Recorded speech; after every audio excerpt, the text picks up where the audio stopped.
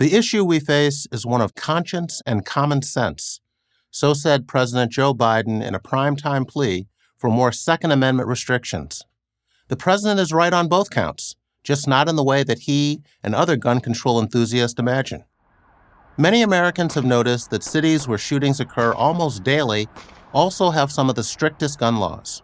Using common sense, they've concluded that more gun control legislation isn't the solution, because criminals, by definition, don't respect laws. Many of the same people find it unconscionable that politicians would make it more difficult for law-abiding residents to arm themselves for protection. Many of these law-abiding citizens happen to be Black. It's worth noting that the past two landmark Supreme Court rulings on gun control were brought by Black plaintiffs who simply wanted to defend their homes and their families. Moreover, they hailed from cities controlled by progressives who have done a poor job of protecting low-income minorities from criminals. In a 2008 case, District of Columbia v. Heller, the court affirmed that the Second Amendment right to bear arms is an individual right and that you don't need to be part of a militia to exercise it. One of the initial plaintiffs was Shelley Parker, a Black computer software designer who decided to challenge the district's handgun ban in court after a neighborhood drug dealer tried to break into her home one evening and threatened to kill her. "What I want is simply to be able to own a handgun in my home, in the confines of the walls of my home, nothing else," she told National Public Radio. 2 years later, in McDonald v. Chicago, the High Court expanded on the Heller case. The lead plaintiff was Otis McDonald, a Black Chicago retiree who wanted to own a handgun for protection from the gangs that terrorized his low-income neighborhood. It's well known that gun sales have surged in recent years, but less well known is that Blacks have led the trend. Retailers in a survey conducted by the National Shooting Sports Foundation, a trade group, reported that they sold 58% more guns to Black customers in the first half of 2020 than a year earlier, the highest increase for any racial or ethnic group.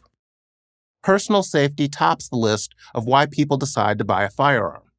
In a 2021 Gallup survey, 88% of respondents said they own a gun for protection against crime, which is up from 67% in 2005. Social conditions have convinced more Americans that they need a gun, yet progressive politicians have spent little time reassessing the policies that led to such thinking.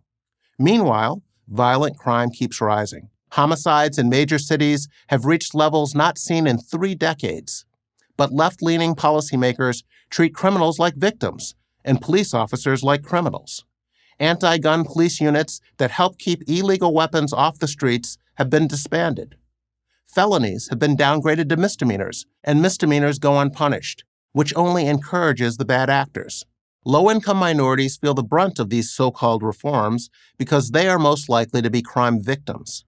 The same defund the police progressives who have spent most of the past decade undermining efforts to combat crime are now using sensational but rare mass shooting tragedies as an excuse to limit people's ability to defend themselves. Some want to ban assault weapons, raise the purchase age to 21, and expand background checks.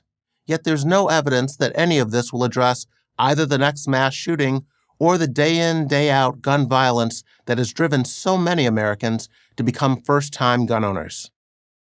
The question is whether more restrictions on ordinary Americans in a nation that already has more guns than people will reduce the number of lives lost. Most mass shooters in recent decades have been over 21. The assailants in Buffalo, New York, Uvalde, Texas, and Highland Park, Illinois, passed background checks. Gun control advocates like to make selective comparisons with other countries, such as Japan, where both gun ownership and gun crimes are lower than in the U.S.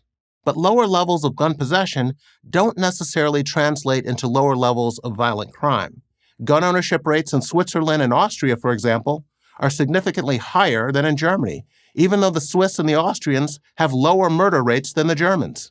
Likewise, Russia and Mexico have stronger gun control laws than the United States does, yet they have higher homicide rates.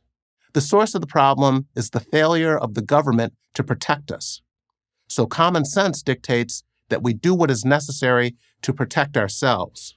Frankly, It's foolish to believe that the best response to people who commit crimes with guns is launching a holy war against people who respect gun laws.